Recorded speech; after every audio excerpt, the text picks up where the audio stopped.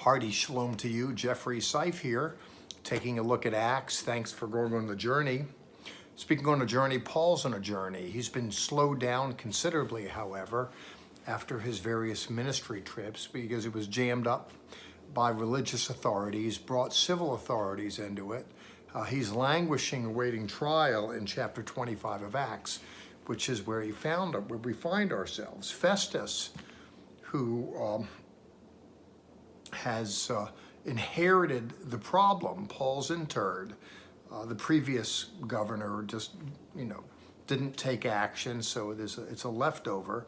Festus isn't entirely sure what to do. Paul has petitioned for trial in Rome, which was his prerogative, given that he was a Roman citizen. Paul realizes in the story that he's not going to get a fair treatment among his own, sadly. And so rather than go to Jerusalem to hear the case under Festus, Paul says, look, I want to exercise the prerogative as a citizen and take this to Rome. So Festus abides him that. He obliges him that decision. As the story continues to roll out in chapter 25, verse 13, what happens is Agrippa, who is very familiar with the Jews and who's been a leader for quite some time, comes to town. And Festus is like, look, this guy is something of a problem. I brought his accusers. They are insisting that he be put to death, but I can't find anything in him that warrants the death penalty. There's issues about their religion. There's religious squabbles, and this guy's appealed to Rome, so I said, fine. But the problem is, as you'll see, I don't know what to say, because, if you're going to send a guy to Rome, you need to have some kind of charge, something in writing to go along with him. But Festus really doesn't know what to do with this. He's clueless. And so we pick up here. I want to just read some of what I've already said, so you see it's in the literature, and then tease out an application or two. In chapter 25, 13 through 27 is where we get the story. We're told immediately in verse 13 that Agrippa and Bernice arrive in Caesarea Maritime by the sea. They want to pay their respects to Festus, we're told. And Festus, as a consequence, with them being there, we're told that he lays the case against Paul before them. And he goes on to say in verse 16, he appealed to Rome, but it's not our practice to turn over anyone before the accused meets his accusers. Face to face has an opportunity to make a defense. That's a good principle. I wish believers employed that. For as much as people gossip about other people and everyone's assumed to be guilty until proven innocent, which is the other way around. We're innocent until proven guilty. He says, look, Festus says, I didn't know what to do with this. And so, I wanted to get the accusers together. He says in verse 19, they had issues with him about their own religion and this certain Jesus, Yeshua, who died, whom this Paul claims is alive now.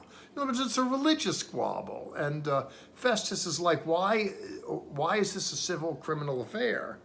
I didn't know what to do. But he says in verse 21 that Paul appealed to Rome, as I'd said.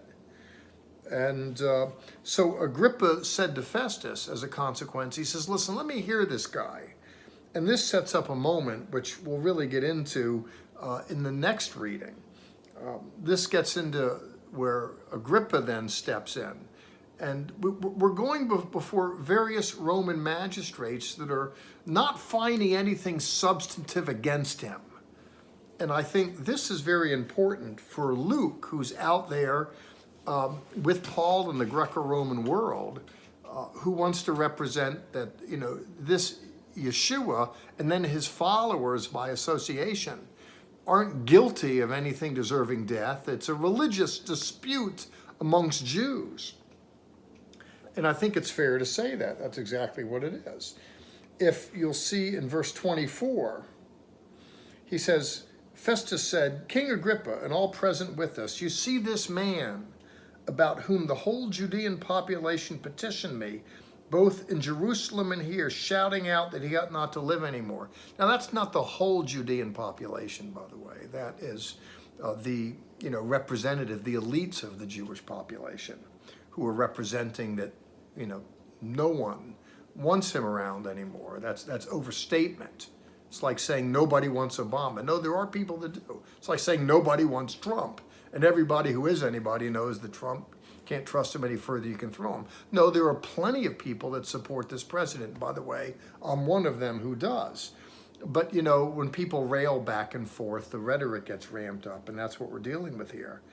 They're shouting this Paul shouldn't live anymore. But then he says in verse 25, when I found that he had done nothing deserving death, and when he himself appealed to the emperor, I decided to send him. But I don't have anything specific to write about him. And he goes on to say in verse 27, it seems illogical to me when sending a prisoner not to report the charges against him. Now, there are a few things here. Number one, this person didn't just wake up one day and become an administrator, a governor. And in the context of being both, you manage people and circumstances. It's not his first trial. But here he's miffed. He doesn't know what to do with this because he can't find anything substantive. Neither could Festus, neither could the one before. It's just, Agrippa's not going to find anything substantive, I should say. Festus has been unable, as he says here in his own words. And I think the point here is to act as something of a defense for Paul and for the early Christian believers in Yeshua, Jewish believers who were referred to as Christians in the literature previously. And that is, there's a religious dispute amongst Jews about who this Yeshua is. And there are those Jews who follow him. And by virtue of their so doing, they invoke the ire of those who don't. But it's an in-house fight, and there's nothing substantive to it. The point is significant for me because it's often represented that all the Jews rejected Jesus and all the Jews rejected the early Christians. And what people forget is that Jesus was a Jew and that all the early Christians were Jews. They were called Christians, but they were Jewish believers in Yeshua, with an increasing number of individuals of non-Jewish extract who are joined to this Messianic movement, who kind of want to carry the torch into the future.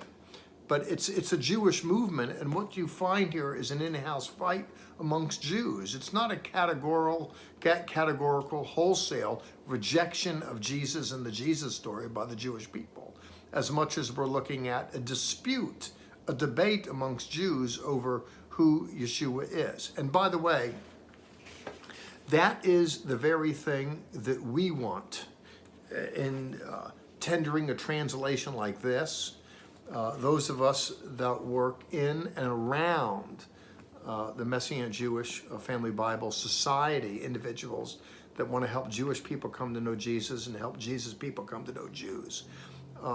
What many Jewish people think is that if they accept Yeshua, they're opting out of Jewish culture. In other words, I used to be Jewish, now I've become something else.